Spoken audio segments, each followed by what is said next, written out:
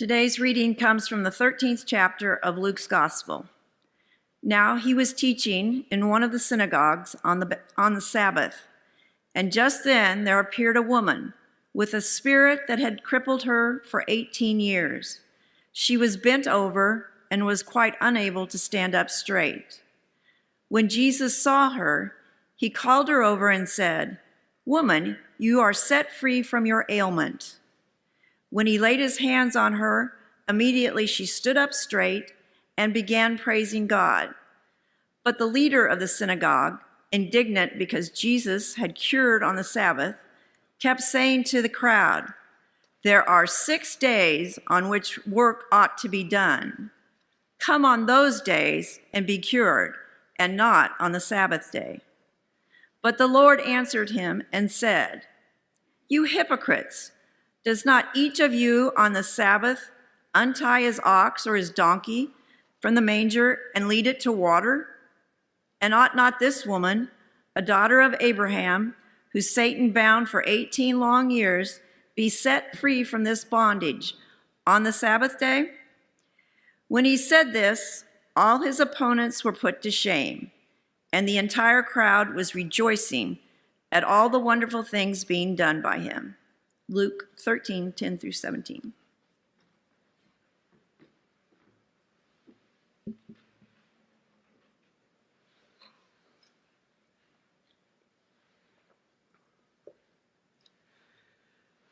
Well, today's gospel story is a good one as we begin Pride Month and focus on Christian principles like inclusion and belonging, and principles that, despite some evidence to the contrary by some Christian groups around the world, and especially in this country, really are at the core of the Christian tradition.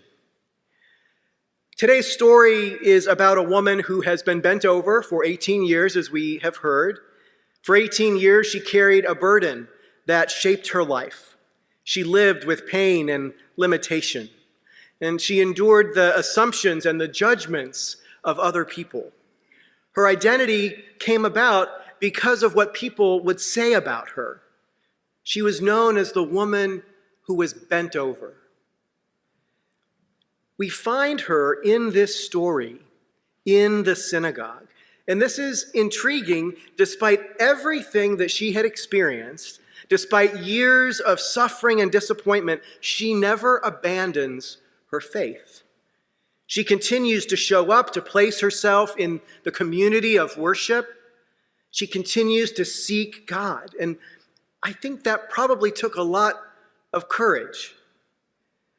I wonder how many prayers she offered over those 18 years, how many times she hoped for healing and went home disappointed, how many times she questioned and struggled or felt discouraged. But she stayed. She stayed connected to something deeper than her suffering, and one Sabbath day, Jesus sees her. As I reflected on this text over the past week, I found myself thinking about all the people who have been wounded by the church and yet somehow manage to hold on to their faith. Throughout Christian history, LGBTQIA plus people have often been told that there is something wrong with them. They've been told they are welcome only if they hide a part of who they are. They've heard sermons questioning their relationships, their identities, and their place in God's family. And queer people are not alone in that experience. Women have been denied opportunities to lead. People of color have faced exclusion and discrimination within Christian communities. People with disabilities have often been treated as problems to solve instead of the beloved members of the body of Christ that they are. Again and again, people have found themselves pushed to the margins by institutions that were supposed to embody God's love. And yet they didn't give up on God. They kept praying and seeking and showing up. Like the woman in today's gospel, they remained connected to something deeper than the wounds that they carried. Today's gospel reading has reminded me of the story of Michael Passons. Some of you might have heard a song on the radio back in the 90s called Testify to Love. It was one of the defining Christian songs of the 1990s. It was played at churches and at youth group. It was part of the spiritual soundtrack for a generation of Christians. And I had that song on repeat on my CD player. My CD player. Michael was one of the founding members of Avalon, which is the group that made the song famous. And years after the song had become a hit, he revealed that he had been removed from the group because he is gay. The church and the Christian music industry that were celebrating his gifts and making the industry a lot of money ultimately told him that there was no place for him as his authentic self. But Michael didn't abandon his faith. Recently, Passons joined Ty Herndon and former Avalon member Melissa Green, and they recorded a new version of Testify to Love. And for many people this summer, this recording has become a symbol of healing and restoration, a reminder that God's love is larger than the exclusions that human beings create, and that the church's failures don't have the final word. I'm moved by this story not because of the controversy surrounding it, but because of the resilience that it shows, that people who were wounded by the church are still singing. People who were told that they did not belong are still testifying to love. And all this makes me think about my own journey. Finding an open and affirming congregation named United Church of Christ was a lifesaver for me. And I don't use those words lightly. Like many gay Christians, I knew what it felt like to wonder whether there would ever be a place where I could bring my whole self before God. I knew what it felt like to encounter versions of Christianity that seemed to demand a choice between faith and being authentically me. And in the United Church of Christ, I discovered something different. A community that believed God's love was abundant rather than scarce.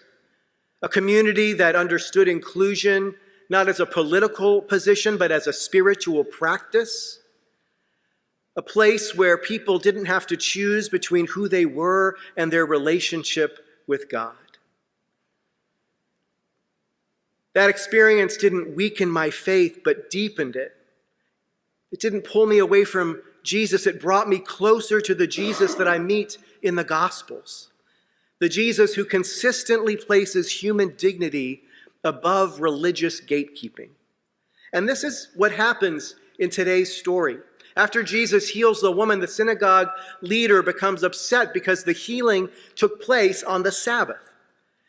He's not concerned about the person before him, but about what the rules say. Jesus, in this story, does something remarkable. He calls the woman a daughter of Abraham. And he reminds everyone who this woman is. She belongs to God's family. She belongs in the community. Her belonging isn't something that she earns. Her belonging is something that Jesus recognizes and proclaims. And I think that may be one of the most important truths that the church can recover today. To see people as Jesus sees them. To recognize the image of God in one another. To become a community where no one feels compelled to hide and where no one has to wonder whether they belong. Could we create that community here? In a moment, we're going to watch the music video that I told you about. At one level, it's simply a new recording of a beloved Christian song, but more deeply, it's the story of people who were wounded by the church but refused to let go of God. It's about people who carried burdens for years and yet continued to believe that they were beloved. The story of people who discovered that the last word belongs not to exclusion but to grace. So as you watch, I invite you simply to listen. Listen for the echoes of today's gospel, for the voices who have longed to hear that they belong. Listen for the God who continues to call us forward, even you, and names us beloved, also you.